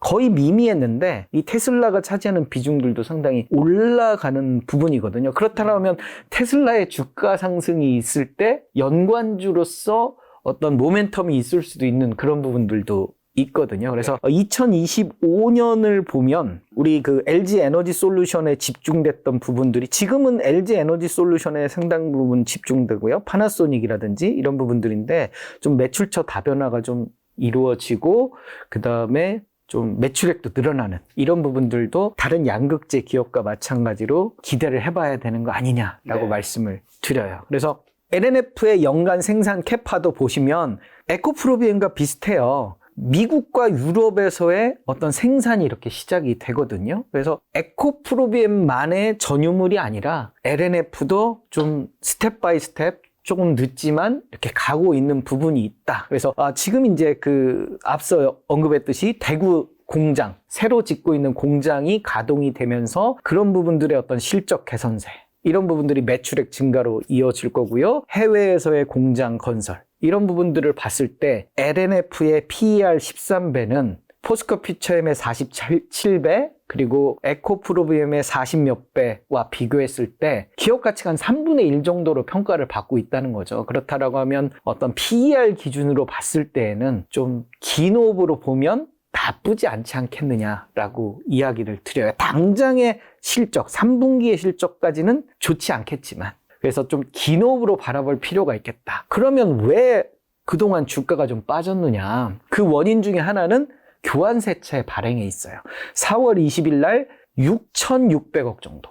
자기 주식을 싱가포르 등 해외 금융시장에 교환사채로 판매를 했거든요. 교환 가액은 43만 8천 원이에요. 2.5%의 이자까지 주면서 이 교환사채를 발행했는데 투자자 입장에서는 최소한 한 60만 원 정도는 가져야 돼요, 주당. 그래야만 수익을 내는 부분이 있거든요. 그렇다라고 하면 이런 부분들을 감안을 했을 때 시간이 지나면 지날수록 이 교환사채 가격 이상의 주가 흐름을 기대할 수 있지 않겠느냐라고 보는 부분이고요. 공교롭게도 교환사채 발행 이후에 주가가 빠졌어요. 물론 실적도 좀 낮아진 부분도 있지만 보통 교환사채를 발행하면 그 투자자, 교환사채를 투자한 투자자 입장에서 공매도 전략들을 많이 취한다고 그러더라고요. 그래서 해지 전략을 취하면서 이렇게 낮은 가격에서 매수해서 아까 43만 8천 원과 신규 매수한 그 금액과의 어떤 단가를 좀 맞춰놓는 그런 부분들도 좀 있거든요. 그래서 이런 부분들이 계속 주가를 좀 찍어 내려온 부분들이 있는데 시간이 지나면 지날수록 어떤 실적 개선세가 이어지면서 주가도 좀 모멘텀을 갖지 않을까라는 기대를 하는 거예요. 상대적으로 이렇게 LNF가 저평가되어 있는 에코프로비엠이나 포스코 퓨처엠보다 저평가되어 있는 이런 부분들이 있거든요. 이 저평가 부분은 어느 순간부터 눈높이를 맞추지 않겠느냐라는 기대를 하는 거고요. 여기 보셔도 비슷한 이야기인데요. LNF가 뭐 LG화학 같은 경우도 이제 양극재 기업으로 앞으로 계속 거듭나잖아요. 지금은 화학 기업으로 보여주고 있는데 이 상대적으로 에코프로비나 포스코 퓨처엠에 비해서는 상대적으로 PER이 낮은 그런 상황이다. EV 에비타도 마찬가지고요. 이런 부분들이 어느 순간에 눈높이를 맞추지 않겠느냐라는 측면에서 저평가 측면에서 뭐 LG화학이나 LNF나 바라볼 필요가 있겠다라고 말씀을 드려요. 이 양극재 그 생산 능력인데요. NCM, 그러니까 망간으로 보면 NCA도 있고 NCM도 있는데 NCM 기준으로 보면 LNF의 2025년 생산량이 결코 포스코 퓨처엠이나 에코프로비엠에 떨어지지 않아요. 그래서 이런 모습들을 봤을 때 나중에 시간이 지나면 그 저력을 좀 보여주지 않겠느냐라고 보는 거고요. 생산량 측면에서도 아까 앞서 우리 에코프로비엠 48만 톤 봤지만 40에서 43만 톤이니까요. 물론 에코프로비엠의 생산량은 더 많겠지만 LNF도 생산량 측면에서는 어느 정도는 캐퍼를 해주기 때문에요. 우리가 PER이 낮다. 그리고 지금 당장의 영업이익이 꺾였다라는 부분들을 잘 활용할 필요가 있겠다라고 말씀을 드리고요. 한화투자증권에서 목표가를 50만 원으로 했어요. 근데 지금 주가는 20만 원대 초반 정도 하잖아요. 유일하게 목표가보다 낮은 주가를 유지하고 있는 양극재 기업이에요. 에코프로비엠이나 포스코 퓨처엠은 목표가를 뛰어넘었고요. 그래서 여기 보시면 여기도 비슷한 이야기를 해요. 코스피 이전에 대해서 긍정적으로 검토 중, 그리고 연내 유상증자는 고려하지 않는다. 왜냐하면 이 계속 설비 투자를 이어가야 하잖아요. 그런데 영업이익도 이 소량 나는 상황에서 막대한 조 단위 이상의 그런 설비 투자 금액을 어떻게 조달할 거냐. 결국 주가가 높은 상태에서 유상증자를 하면서 아니면 뭐 채권을 발행한다든지요. 이러면서 계속 투자금을 얻어가지고 설비 투자를 이어가야 되거든요. 그런데 올해에는 유상증자를 고려하지 않고 있다라는 부분도 있고요. 설비 투자 목적의 유상증자는 대부분 좀 긍정적으로 시장에서 바라보는 측면이 있거든요. 왜냐하면 매출액 증가로 이어지기 때문에요. 그리고 주 고객사의 대규모 수주도 조만간 발표될 거다라는 부분들이 역시 이 리포트에서 이야기를 하고 있거든요. 그리고 2024년 PER 기준으로 경쟁사 대비 저평가받고 있다라는 부분들을 감안을 한다면, 그리고 이 현재의 부진한 실적이 일시적인 문제다. 그리고 4분기에는 정상화될 거다라고 본다고 하면 지금의 이런 안타까운 상황은 올해만 지나면 조금 나아지지 않겠느냐. 그리고 그 사이에 기다리는 긍정적인 모멘텀들도 좀 기대를 해보자. 앞서 우리가 포스코에서 봤듯이 내재화율은 지금 낮거든요. 그런데 LS그룹과 전구체 공장을 새만금에 짓기로 했고요. 그 다음에 음극재 사업도 미쯔비시랑 하고, 그 다음에 리튬 사업들도 또 하고, 이러면서 내재화를 이제 시작을 했거든요. 그러면 공장이 한 2, 3년 후에 지어지고 2, 3년 후부터는 영업이익률도 올라가지 않겠느냐라는 기대도 또 하고 있거든요. 그래서 지금 LNF의 영업이익률이 이 경쟁사 대비 이렇게 떨어지고 있거든요. 이런 부분들은 결국 시간이 좀 해결을 해줄 것이다. 그래서 포스코 퓨처엠이라든지 에코프로비엠보다 낮은 이런 상황들은 결국 여기 보시면 포스코 퓨처엠이나 에코프로비엠 대비해서 LNF가 상대적으로 기업 가치가 상당히 낮게 지금 평가를 받고 있거든요. 근데 어느 순간 뭐 2025년 정도 되면 눈높이를 좀 맞추지 않겠냐. 한 2, 3년 장기 투자한다면 좀 나쁘지 않은 상황이 되지 않겠냐라는 저는 기대를 좀 하는 겁니다. LNF와 함께 또 이야기할 수 있는 기업 하나가 LS예요. 최근에 상한가도 한번 친 적이 있지 않았나요? 그렇죠. 그 거래량 쏠림 있을 때 한번 상한가 갔다가 조정을 받기도 했는데요. 제 지인이 가지고 있는데 상한가 부럽더라고요. 네. LS의 장점은 아무래도 이제 PER이 낮다는 거. 지주사의 보통 PER 정도를 가지고 있는 거죠. 그러니까 주가가 상한가를 쳤고 최근에 많이 올라왔지만 PER은 6배예요. 그러니까 2025년 실적 기준으로, 그러니까 2차 전지 이 사업을 하고 있는 그런 지주회사 중에 PER이 가장 낮아요. 그래서 이 부분이 하나의 긍정적인 모멘텀이 될 것 같고요. 실적도 어느 정도 이렇게 이제 증가하는 폭을 보여주고 있거든요. 그런데 이제 LS는 사실 2차 전지 사업의 후발주자거든요. LNF가 이제 돈이 없다 보니까 LS와 함께 합자회사, 전구체 회사를 하는데 55%의 지분을 LS가 가지고 45%를 LNF가 갖거든요. 이 만든 걸 전부 LNF에 이제 납품을 하게 되는데요. 그래서 우리 이 전구체 회사의 매출이 2025년이나 2026년부터 발생되면 그 부분이 결국 실적 개선사로 이어질 것 같고요. 지금은 이제 LS M&M이라고요. 니꼬동 재련이 이제 이름을 바꿨는데요.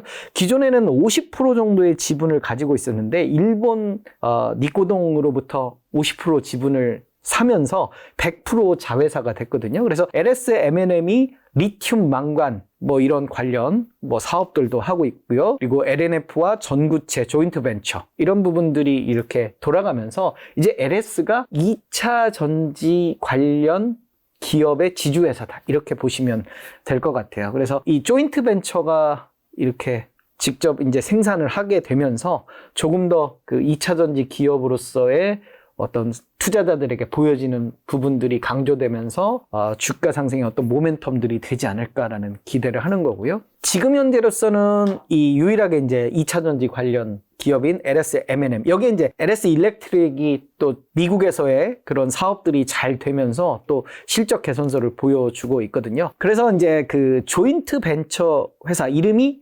LS LNF 배터리 솔루션이에요. 이름이 되게 긴데 중요한 건 이제 2025년부터 생산이 이루어지는 거거든요. 그래서 2028년. 그래서 이 부분들이 결국 2025년부터 매출액에 반영되면서 2026년부터는 이 부분들이 결국 실적으로 연결 재무제표로 이어지면서 관심을 받으면서 지금보다는 좀 나아지지 않겠느냐. 지금 당장은 좀 이 2차 전지로 언급되기에는 조금 많은 부분들을 차지 안 하지만 2025년부터는 당당하게 이제 전구체 생산하는 자회사를 갖고 있는 그런 기업으로서 관심을 가질 거다라고 생각이 들고요. 마지막으로는 세로닉스를 좀 이야기를 하고 싶어요. 세로닉스가 LNF의 최대 주주거든요. 근데 지분은 14%밖에 안 돼요.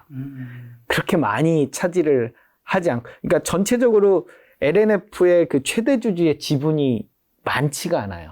이런 부분들이 이제 제3자 배정 유상증자라든지 외부 투자를 머뭇거리게 하는 그런 요인들이 되거든요. 최대 주주가 투자를 같이 들어가야만 되는 상황이거든요. 안 그러면 이 지분율을 유지할 수가 없잖아요. 그래서 세로닉스 같은 경우는 영업이익이 되게 미미해요. 그런데 당기순이익은 LNF의 실적을 끌고 와서 상당히 높아지는 그런 경향들을 보이거든요. 그렇다라고 하면 세로닉스 같은 경우는 시가총액이 한 5천억대? 뭐 이 정도로 가볍거든요. 그래서 만약에 LNF에 호재가 있으면 같이 동반 상승하고 시가총액이 작기 때문에 의외의 급등이 나올 수 있는 그런 이슈들도 있기 때문에 LNF를 좀 긍정적으로 보신다면 세로닉스도 관심을 좀 가질 필요가 있고 LNF의 전구체 사업에 대해서 LS와 같이 연결해서 세 개의 기업들을 같이 보시면 좋겠다 이렇게 말씀을 드리고 싶어요. 자, 지금 2차전지 여러 종목들을 얘기해주고 계신데 뭐 LG엔솔루션이나 삼성엑스자, SK이노베이션 같은 배터리 셀은요? 배터리 셀은 상대적으로 좀 무거운 것 같아요.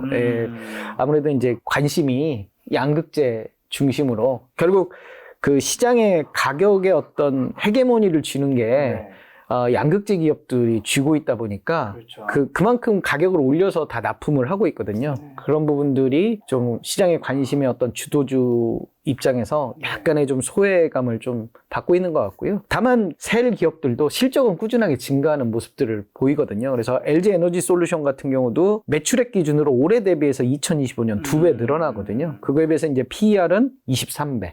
상대적으로 양극재 기업보다는 좀 낮은데 결국 이 실적 개선이 되면서 이러한 패턴들을 보여주면서 꾸준하게 이제 우상향하지 않을까라는 기대를 하고요. 저는 이제 LG화학 같은 경우도 길게 보면 굉장히 좀 저평가되어 있는 부분들이 있다라고 생각을 하거든요. 왜냐하면 이 실적 개선세가 꾸준하거든요. 그리고 지금은 화학기업이지만 이제 양극재 관련 지금 생산들을 하고 있거든요. 그래서 PER이 한 8.9배 정도밖에 안 되니까 양극재 관련 생산을 앞으로 계속 늘려간다고 하면 긴 호흡으로 바라보면 LG화학도 나쁘지 않은 그런 상황이다라고 말씀을 드릴 것 같아요. 뭐 앞으로도 양극재 기업들이 먼저 선도를 하고요. 그 다음에 이제 음극재라든지 관련 기업들이 이렇게 키 맞추기를 하고 마지막에 이제 이 셀 기업들이 움직이는 그런 패턴들을 앞으로도 좀 보여주지 않을까라고 합니다. 그래서 이제 최근 들어서 이 양극재 중심의 기업들에 투자하는 ETF들이 생겨났어요. 그 ETF들이 출시되면서 패시브 자금들이 들어오면서 단기간에 또 주가를 양극재 기업들을 끌어올리는 그런 이벤트들이 생겼는데요. 코덱스 그리고 솔, 타이거, 그러니까 삼성 자산운용, 신한자산운용, 미래에셋 이렇게 각각 하나씩 나왔거든요. 그 구성 비중들은 비슷해요. 근데 배터리 셀 기업들이 없다는 특징들이 있거든요. 그러니까 다른 ETF들은 배터리 셀 기업들이 들어있는데 여기는 주로 이제 양극재 기업들이나 양극재 뭐 지주회사 중심으로 이렇게 구성이 되어 있거든요. 그래서 만약에 양극재 기업들의 주가 상승폭이 크다면 상대적인 탄력도가 좀 높을 수 있는 그런 부분들도 있으니까요. 연금 계좌라든지 아니면 개별 종목에 대한 어떤 리스크가 좀 있다라고 생각하시면 이 ETF들도 관심을 좀 두고 보시면 될 것 같아요. 자, 그럼 앞으로 크게 좀 성장하는 2차전지 장비 주식은 좀 어떻게 보세요? 일단 장비 주식들은 기본적으로 이런 표현이 맞는지 모르겠습니다. 고만고만해요.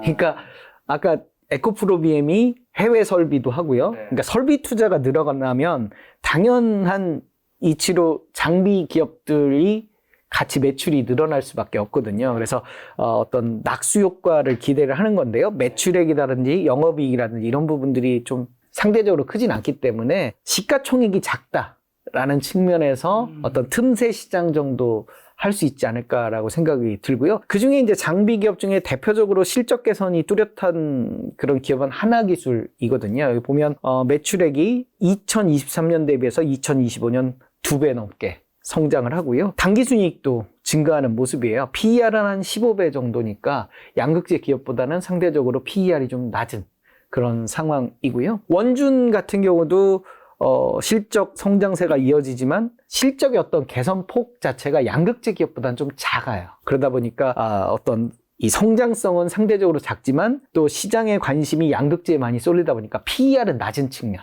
그러니까 좀 상대적으로 저평가되어 있는 그런 부분들이 있기 때문에 작은 시가총액과 그다음에 낮은 PER 이런 부분들이 하나의 틈새 시장이 될 수 있다. 그래서 원준 같은 경우는 2025년 실적 기준으로 PER은 한 10배 정도 되고요. TSI도 한 11배 정도. 그러니까 매출액 증가폭은 한 50% 정도 되니까 상대적인 매출액 증가폭은 조금 비율은 낮을 수 있는 거죠. A프로 같은 경우도 PER은 한 8배 정도.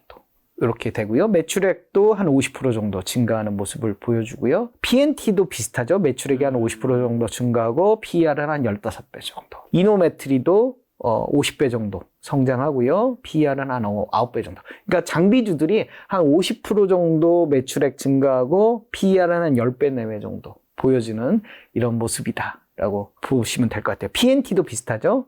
6천억대에서 한 8,700억대의 매출액 증가인데 PER은 한 15배 정도 이렇게 되는 모습. 그래서 결국은 틈새 시장으로서의 어떤 그 모습을 보여줄 수 있겠다. 하지만 양극재 쪽이나 다른 쪽이 훨씬 더 매력적이라서. 그러니까 변동폭은 클 수도 있을 것 같아요. 시가총액이 작다 보니까. 그렇지만 어떤 시장의 주도주로 나서기에는 너무 규모도 좀 작고 매출액 증가폭도 상대적으로 좀 작기 때문에 어느 정도 그 양극재 낙수 효과 후광 정도를 받지 않겠느냐라는 생각을 합니다. 자, 오늘 2차전지 이제 작가님 굉장히 많은 얘기, 종목들도 한 번씩 점검해 주셨는데, 그러면 이제 앞으로 좀 더 매력적으로 보는 종목만 한번 또 핵심 요약만 한번 해 주신다면요. 아까 이제 LNF, 그 다음에 LS. 일단은 그 당분간 이 높아진 그 PER 때문에 변동성에 좀 취약할 수 있는 그런 부분들이 앞으로도 좀 남아 있을 것 같고요. 그래서 혹여모를 그 시장 급락이라든지 주가 조정에 우리가 흔들리지 말고 저점 매수 관점으로 좀 접근을 해서 보면 좋을 것 같아요. 왜냐면 실적은 꾸준하게 올라가는 그런 패턴이 있고요. 앞서 언급했듯이 LS나 그 다음에 LNF는 PER이 상대적으로 낮다. 그리고 LNF 같은 경우는 모멘텀들이 좀 남아있는 그런 부분들도 있잖아요. 그래서 그런 부분들도 좀 계속 좀 지켜보면서 투자하실 필요가 있겠다. 그리고 마지막으로 한 가지 2차 전지의 그 거래량 급등, 회전율이 굉장히 올라갔잖아요. 반사이익을 얻는 업종이 있어요. 어디요? 증권사예요. 증권사의 거래량이 폭발적으로 늘었어요. 그래서 우리 수수료. 지난달에 7월 달에 이 2차전지 거래량이 폭발적으로 늘었잖아요. 주가 상승도 있었지만 거래량이 늘었어요. 일평균 거래 대금이 7월 달에, 그러니까 5월 달, 6월 달 재미없다가 7월 달에 이렇게 늘었거든요. 그래서 이런 부분들이 결국 증권사의 실적 개선세를 가져와 버렸거든요. 작년도 대비해서 증권사들의 실적이 좋거든요. 그래서 증권사들의 또 메리트라고 하면 배당을 많이 줘요. 그렇죠. 그래서 찬바람 불면 고배당주라고 하는데 지금 뭐 대신증권 같은 경우는 배당 수익률이 9%대 넘거든요. 그래서 거래량 증가가 가져온 실적 개선세의 낙수 효과로 증권사가 수혜를 받는, 그래서 고배당 측면에서 물론 뭐 PF 우발 채무 뭐 이런 이슈들도 좀 있었지만은 이 실적이 어찌됐든 거래량이 증가하면서 이런 부분들을 봤을 때 배당 측면에서 증권사들을 좀 바라볼 필요가 있겠다라는 측면도 참고하시면 좋을 것 같아요. 자, 인공지능 발전으로 고대역 고대역폭 메모리 이제 HBM이랑 그다음에 DDR 등 고과 가치 반도체 수요 확대가 기대되는데 하반기에는 반도체 업황 반등 이제 좀 기대해도 되는 걸까요? 이제 8월, 12월이죠. 우리가 지난달 초만 하더라도 반도체 반등이 빠르게 올 것이다라는 기대를 많이 했었거든요. 맞아요. 그런데 실제 그 TSMC의 어떤 실적이라든지 최근 들어서 엔비디아에 대한 그 월가의 좀 우려 이런 부분들을 감안을 해보면 반도체의 본격적인 반등은 한 4분기 이후 정도, 한 분기 정도 좀 늦어지지 않겠냐라는 예상을 해요. 주도주 싸움을 반도체냐, 2차 전지냐 이런 싸움인데 결국 반도체가 주도주로 나서야만 전체적인 훈풍이 연관 산업들이 많잖아요. 훈풍이 이어지기 때문에 이 반도체의 반등을 기다리는 뭐 기관 외국인뿐만 아니라 우리 삼성전자 투자자들도 많기 때문에 다만 3분기까지는 조금 좀 지루한 흐름이 이어지지 않을까라는 생각이 들고요.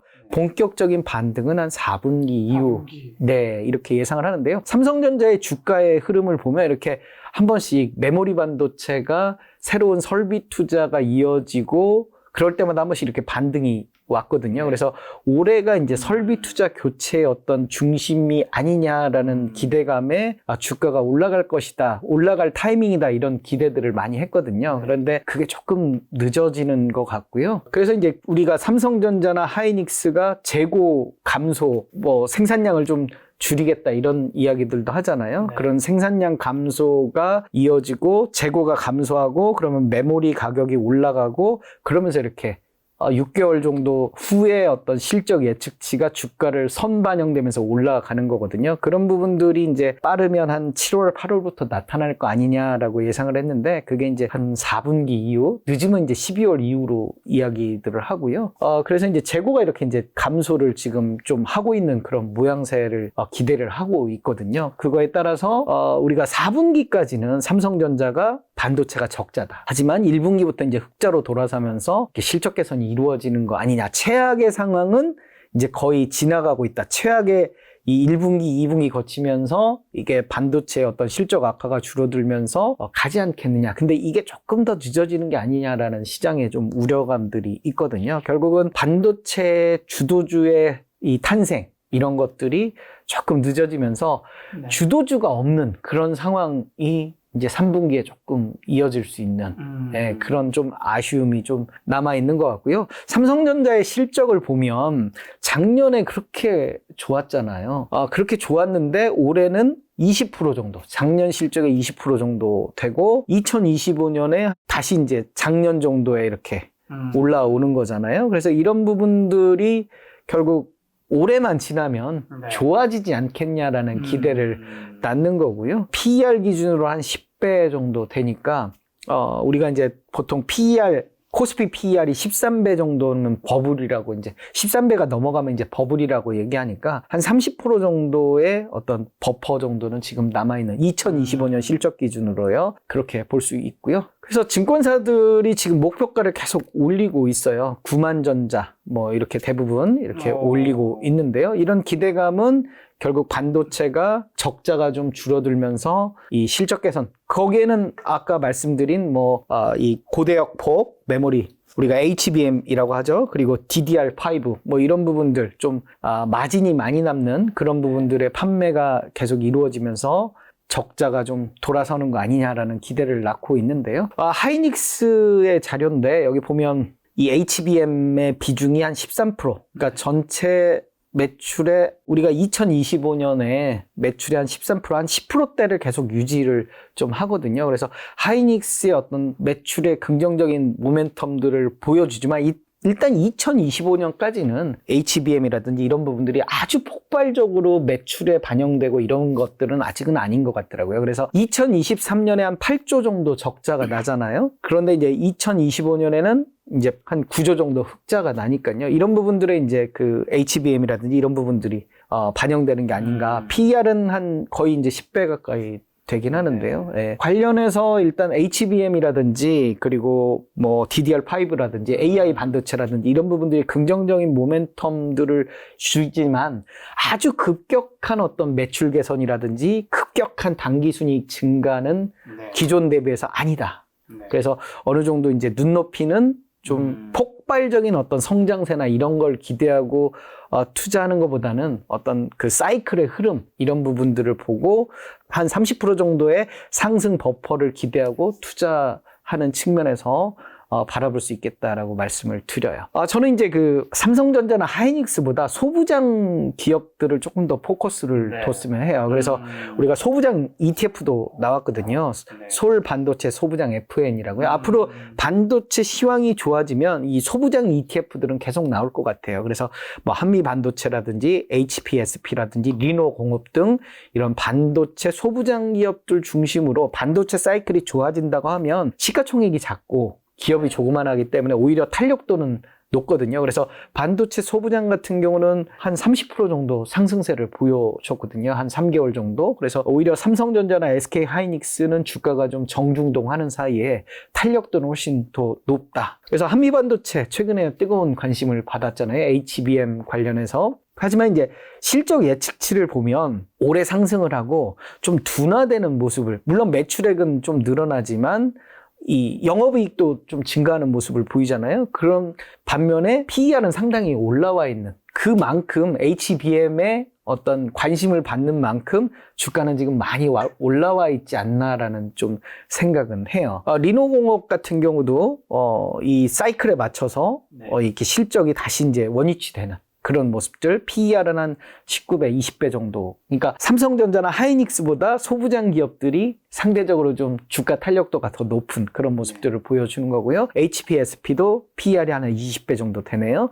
실적도 좀 증가하는 모습들 이렇게 보여주니까요. 최악의 상황은 이제 반도체 기업들이 올해는 좀 지나는 거 아니냐. 그래서 최악의 상황이 지나고 4분기 이후에 반도체가 주도주로 나서면 이 소부장 기업들의 관심도도 좀 높아질 텐데 PER은 상당히 이미 2025년 실적 기준으로 이미 좀 올라와 있는 상태예요. 그러니까 반도체가 좋아질 것이다라는 기대감이 소부장 기업들 주가부터 미리 좀 올려놓은 감이 있는 거죠. 그래서 여기서 상대적으로 더 폭등하기에는 상승폭이 조금 많이 높아질 가능성은 조금 아쉬운 부분들, 이미 PER이 많이 올라와 있는 부분들이 있거든요. 4분기부터 반도체의 어떤 긍정적인 모멘텀, 훈풍들은 불면서 전체적으로 코스피 지수를 좀 올려주면서, 그래서 우리나라의 어떤 무역수지 측면에서 또 반도체가 좀 흑자로 돌아서야 되는 필요성도 있거든요. 그래서 그런 부분들을 좀 감안하시고. 삼성전자랑 SK하이닉스도 좋게 보시지만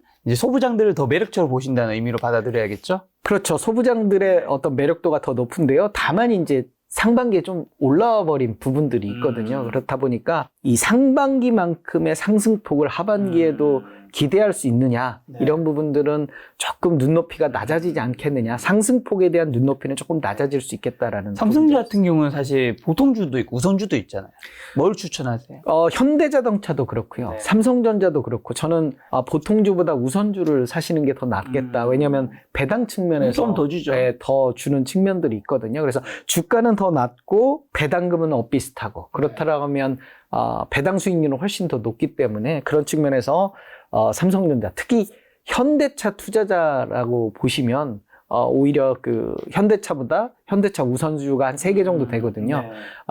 우선주 중심으로 투자하신 게 훨씬 매력적이다라고 보시면 될 것 같습니다. 근데 반도체 투자하신 분들이 실제로 진짜 업황이 이제 진짜 반등했다고 볼 수 있는, 확인할 수 있는 지표는 나중에 뭘 보면 이제 진짜 반등한 게 맞구나, 뭐가 있을까요? 아무래도 이제 뭐 그 메모리 가격들을 많이 보시는데요. 전반적으로 이제 재고량이 줄잖아요. 생산량을 줄여버리니까. 그래서 재고가 이렇게 소진되면서 결국 공급량이 줄어드니까 그에 따른 가격 상승을 기대해 볼 수 있지 않을까라는 생각이 들고요. 두 번째는 이제 필라델피아 반도체 지수도 좀 미국의 어떤 상황들, 상반기에 그 반도체 관련 소부장들, 특히 그 HBM 관련주들의 급등에는 엔비디아의 상승이 좀 영향을 미친 부분들이 있잖아요. 그래서 필라델피아 반도체 지수도 이렇게 자고 일어나면 한 번씩 체크해 보시면 좋을 것 같습니다. 자, 요즘엔 사실 우리나라 대기업, 굴지 대기업, 삼성, 뭐 현대, LG 모두가 로봇 산업에도 굉장한 투자 많이 하고 있잖아요. 로봇 네. 섹터 좀 한번 마지막 가시기 전에 얘기하고 가신다면요. 네. 저는 이제 로봇이 앞으로 2차 전지 역할을 하지 않을까 싶어요. 그러니까 지금 당장의 매출액들은 미미하거든요. 네. 근데 산업의 어떤 성장의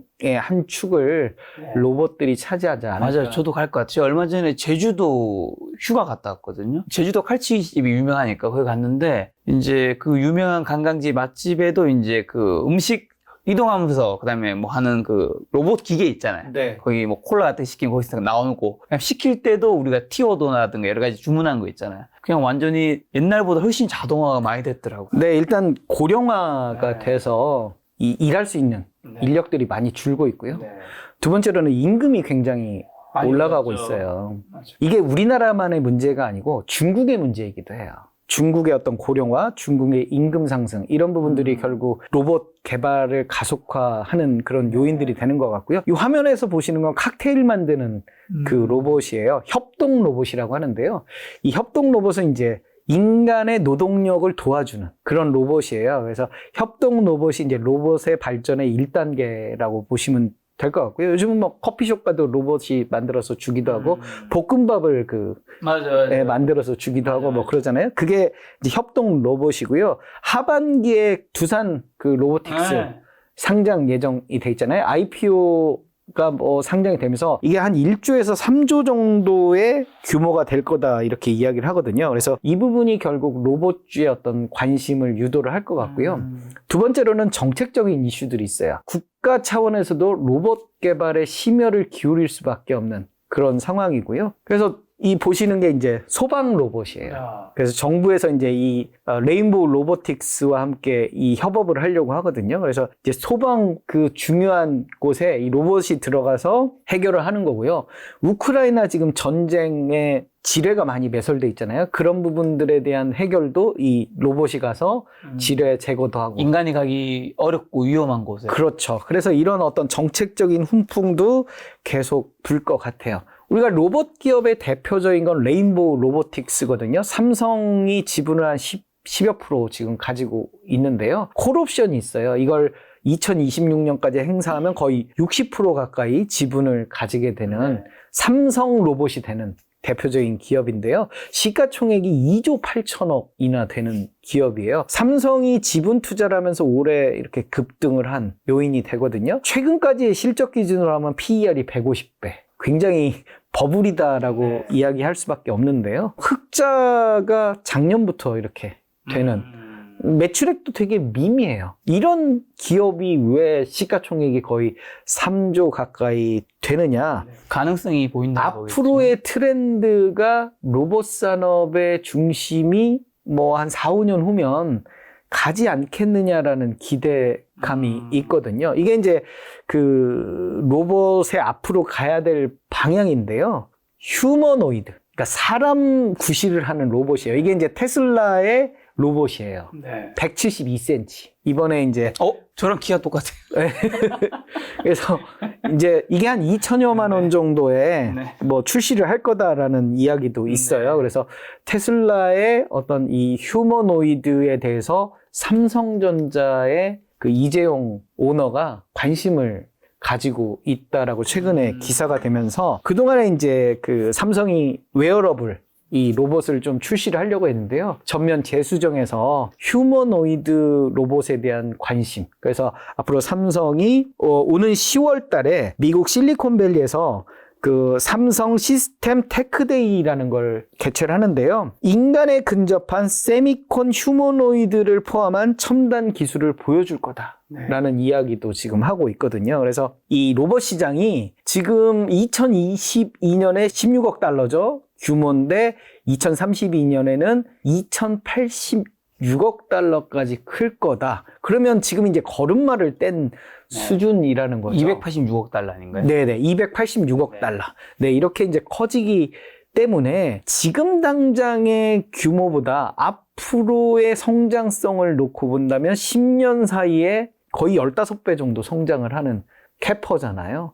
그렇다라고 하면 이제 2차 전지는 우리가 어느 정도 이제 성장을 했다라고 하면 로봇은 앞으로 성장 가능성이 크지 않겠느냐라는 측면에서 우리가 로봇 기업들을 좀 주목해 볼 필요가 있겠다라고 저는 이야기를 드릴 수가 있는 거죠. 그래서 최근 들어서 이 로봇 기업들이 상당히 주가의 모멘텀들을 가져왔거든요. 그래서 삼성전자의 로봇 산업에 대한 발표가 주가 상승의 하나의 훈풍들이 부는 그런 요인들이 될 것 같고요. 테슬라, 삼성전자 계속 이 휴머노이드에 대한 최종적인 그 로봇 산업의 목표는 가정부 로봇이에요. 그래서 가정부 로봇이 이 현실화되는 시점이 이제 우리가 빠르면 뭐 2032년 그 전에도 이렇게 될 수 있을 것 같고요.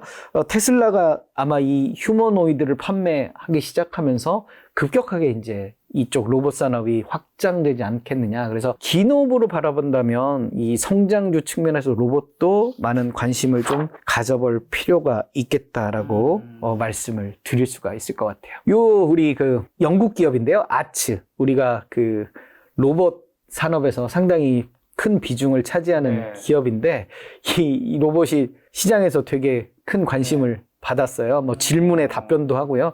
이 보시면 뭐 사람이랑 거의 얼굴 형태라든지 그리고 가장 어려운 기술이 손동작이라고 하더라고요. 그래서 손도 자유롭게 이렇게 만들고 그래서 이런 로봇의 미래가 굉장히 가까이 온 거 아니냐. 그래서 테슬라는 이르면 내년에 한 대당 $20,000, 우리 돈 한 2,600만 원 정도의 이 휴머노이드 옵티머스라는 그런 로봇, 아까 보여준 로봇을 출시할 거다. 뭐 이런 이야기까지 있거든요. 그래서 테슬라의 출시가 하나의 모멘텀이 되고 그 다음에 삼성이 레인보우 로보틱스에 대한 콜옵션 행사가 만약에 있다면 굉장히 시장에 큰 관심을 받으면서 주가 상승의 어떤 동력이 되지 않겠냐라는 어떤 기대감을 낳게 합니다. 자, 그러면 로봇에서 관련 좀 괜찮게 보시는 주식은 뭐 여기 화면에 있는 레인보우틱스만 있는 건가요? 아니면 어떻게? 일단 뭐 그 실적들이 지금 당장은 좀 미미하거든요. 그래서 장기적인 산업의 성장성 측면에서 바라보고요. 일단 뭐 대표 기업은 레인보우 로보틱스가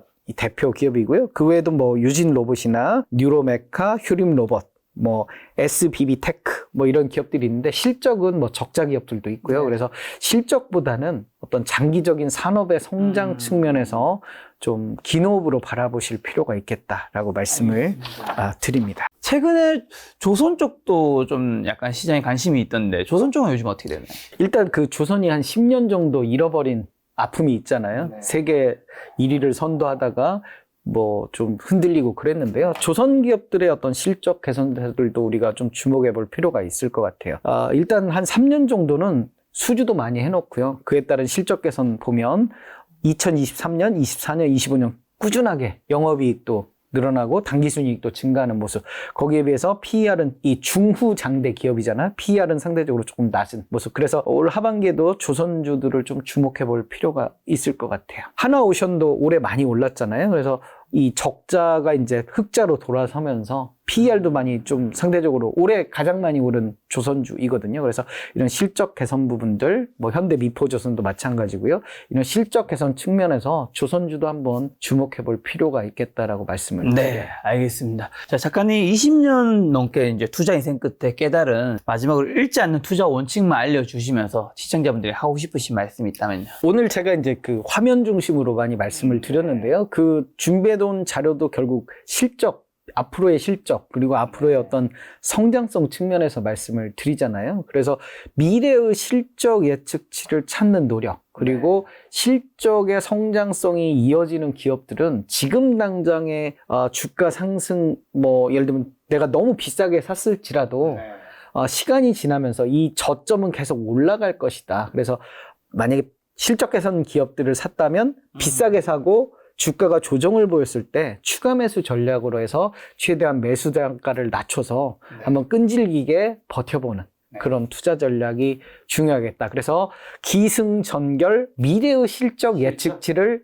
찾고 그 실적 예측치가 꾸준하게 개선되는 기업의 PER을 비교를 해서 저평가 여부를 판단해서 투자에 임하시면 잃지 않는 투자를 하지 않을까라고 강조를 드리고 싶습니다. 알겠습니다. 작가님과는 다음에 또 좋은 시간 마련하도록 하겠습니다. 오늘 만난 교수님은 박민수 작가님이었습니다. 지금까지 여러분 소중한 시간 함께 해주셔서 정말 감사합니다. 오늘도 김 작가였습니다. 네. 고생 많으셨습니다. 감사합니다.